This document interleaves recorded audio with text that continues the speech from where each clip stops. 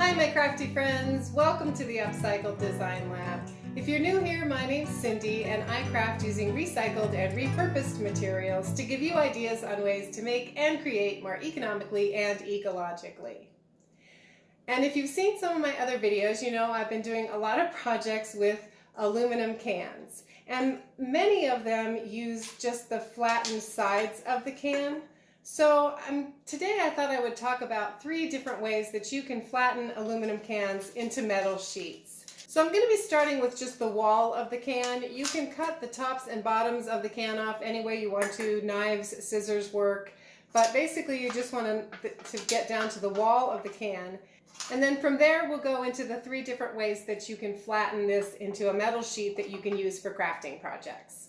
So this first method is the fastest and the easiest.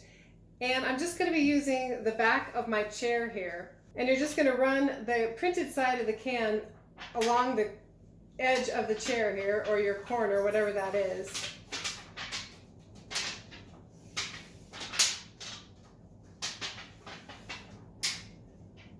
And you can see that very quickly it does flatten out the curve so that you don't have the curve bouncing back. If you just need to relax the curve a little bit to work with the metal, this is a really fast and easy way to do that.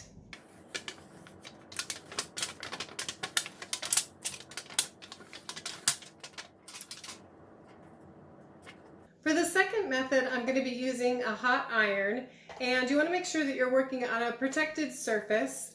Then I like to have a old cookie sheet underneath just to have a little more heat and a nice hard surface.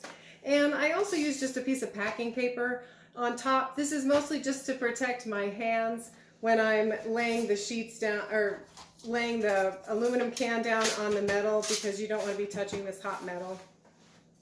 So this takes a little bit longer, but you get a more uniform look. And so I'm just going to place the aluminum can flat on my sheet, and then I'm going to put the iron on top. You don't have to put any pressure on it. You can just let it sit. You can play around with this a little bit, but I have my iron on the highest heat setting, and I'm just going to let it sit here for 5 minutes. And then when that 5 minutes is up, I'm going to turn the iron around so that I can heat the other end of the metal sheet, just because my iron isn't quite big enough to cover the whole sheet. So you don't want to leave this unattended, but you don't have to really pay a ton of attention to it either. So I like to do this when I'm working on other things, but I'm still in the same area, so that I can make sure that I'm keeping an eye on it, but you don't have to put any pressure on it or iron back and forth. You can just let it sit, which is another reason why you want to make sure that you have a very protected surface that is heat resistant. So you can see I flipped the iron around. It's been sitting in this position for another 5 minutes. And once your time's up, you can just remove the iron and you have a pretty flattened sheet. This is a pretty typical result. Sometimes the cans will lay completely flat, but a lot of times they have a little bit of an arch to them. But they are more uniform than the first method. For the last method, I'm going to be using my oven.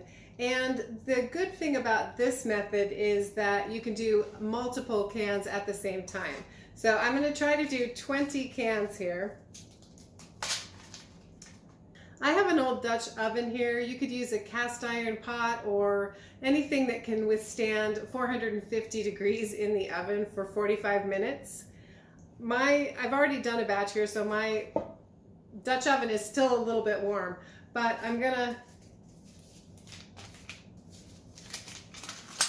flatten out my 10 cans and then slide this on top. It probably would help if you had somebody with some extra hands. And then I'm going to take another 10 and just slide them underneath on the other side here.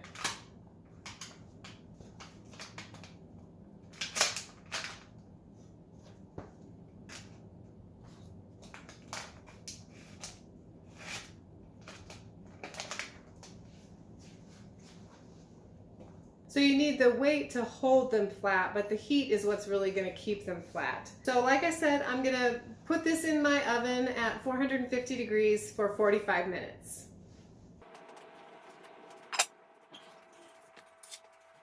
So I've just taken the cookie sheet out of the oven, and I'm going to go ahead and set my pot off to the side here. And you can see that the aluminum sheets are quite flat.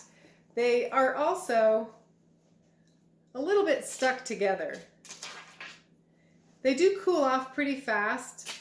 Be careful, you should probably let them cool off a little bit more than I have here. But they are a little bit stuck together, so I'm going to let them cool off a little bit more before I separate them. So here's a look at all of the different methods side by side. You can see that the first method that I did on the back of the chair is a little more rippled and it's not quite as uniform as the other two. The iron method does have a little bit of an arch to it, but you get a nice, smooth, uniform finish. And when you do the flattening in the oven, you can see that your sheets are very, very flat. And the bonus here is that you can do a lot of cans all at one time. Just some project ideas for these three methods. I did some notebook covers that had all over texture out of aluminum cans. And if you were going to do an all over texture or emboss the entire surface, this flattening method would probably work just fine. If you're going to be doing cutting on a Cricut cutting machine, like I have on some of my other projects where I made some aluminum can beads and other different intricate cutout shapes, you probably want to have a little bit more uniform flat finish. The one thing I will say about the difference between the iron method and the oven method is that even though the oven is obviously completely flat, it does sort of dull the printed side of the can, and you can also pick up ink from the layers on the back side. So if you want a really pristine print, or you want the really shiny finish on the aluminum side, you might want to stick with the iron method. But for a lot of my projects, I have painted them, and so the finish on the can didn't matter at all. For example, last summer I made an aluminum can rose bush, and it would have been nice to be able to just flatten a whole bunch of cans all at one time. So hopefully that gives you a better idea of all the different ways that you can flatten aluminum cans. And if you'd like to check out some of my aluminum can projects, you can click or tap your screen right now. If you enjoyed today's video, please click that like button. Be sure to subscribe if you haven't already, and you can check the bell icon to select your notification preferences. Thanks so much for watching. I hope to see you back here soon in the lab for my next experiment.